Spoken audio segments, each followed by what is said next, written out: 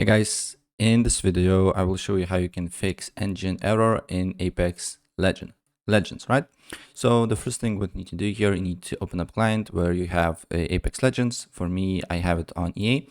So I just need to press on Apex, then press on the manage, and then view properties and browse, and you will have then Apex files. If using Steam, you just need to go to Steam, library, right click on the game, properties, and then installed files and browse, and you will be on the same window.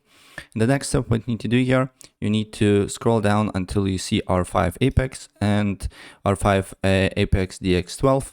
And what you need to do here is to delete these two files and on from the bin as well.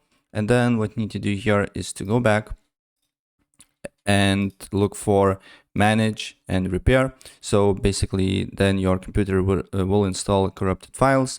On Steam, pretty much the same. Right click on Apex, install files, and verify integrity of the game files. And after you do so, then go to settings, then go to graphics settings,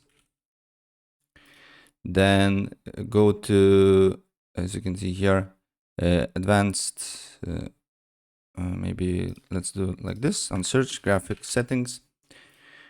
Then on graphics settings, what you need to do here, you need to find Apex Legends and click on it, options, and select to high performance. And after that, go to settings again, then go to Windows Update. And if there is an update for you that you need to download and install it, please do so. Restart your computer and your problem should be fixed. Right, so yeah, that's pretty much it.